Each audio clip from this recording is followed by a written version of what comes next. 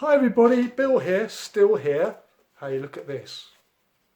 Oh, look at that. I know it's in reverse, but how lovely. George and Olivia, my grandchildren. Thank you, George and Olivia. What a lovely good luck card from you.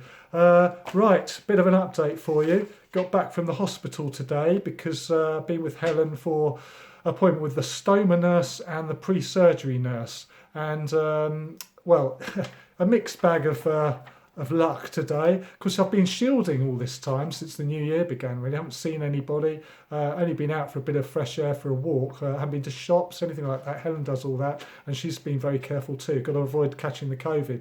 But of course, when we turned up for our appointment, the stoma nurse saw me, but the pre-surgery nurse had been rushed off home with COVID, tested positive. Great. So she had to cover both roles, and she didn't know that much about the pre-surgery.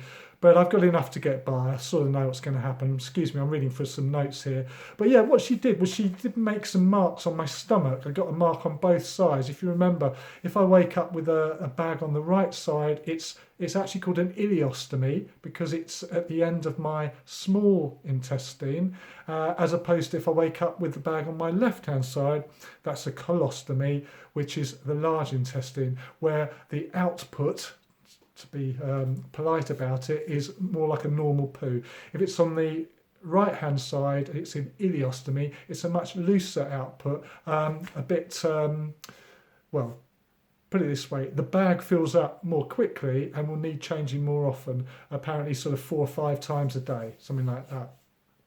She did put some marks on my stomach, so she's noted that, and the surgeon will use those to see. So, you know, she wanted to make sure that it was going to. Look, I've actually got a bag here. Excuse me. She's given me this sample one. This is how it works.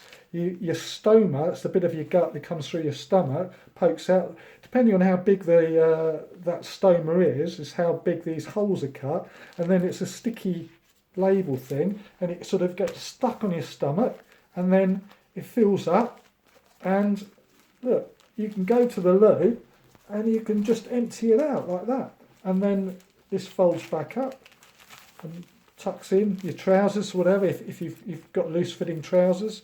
Job done. Job done, as it were. Anyway, that's the way the bag works.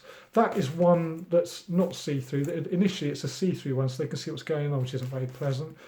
I'm not sure much is going to be very pleasant on that ward, which is not going to be a particularly sweet-smelling ward, is it? Hey-ho. Apparently it's got odour control in it as well, to stop it smelling. So yes, she did. She put a couple of marks on my stomach, and also because apparently the hospital bans, which has your name and details, go missing, she had to write my name on my forehead as well, which is apparently the latest thing, so she said. Anyway, so that was done. Yeah, and it was reassuring. I didn't feel too distressed about it. I'm trying to be upbeat, as you know. It doesn't look like it's going to be as bad as I thought it was going to be.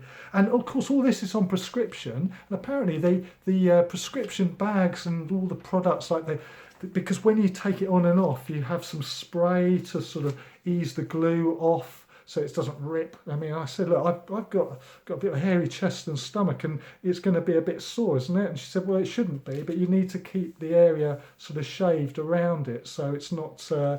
Well, it will help with the sticking as well, stop it sort of coming unstuck. And also, it's got built-in odour control, so it shouldn't smell too bad. Hopefully. Low fibre diet, nothing healthy, because it's hard to digest stuff if it's high fibre, and that's okay, not good for my other health, but it will be better to manage with a bag if I have that sort of diet. 4 to 6 hours in surgery, as you know. I don't know how I'm going to find time to get up twice to go to the toilet, which is the normal for me, but there you go. Next step is Saturday.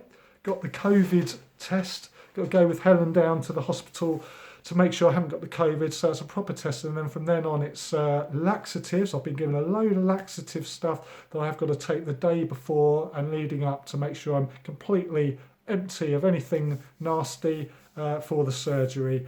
And yeah, while I'm in hospital next week, I've got no visitors because of COVID, so just me, Hopefully I'll be able to communicate with my phone and speak to people. Who knows, if I feel up to it, I might even do a bit of a vlog update, but I'll be on a general ward, so that might be a bit embarrassing.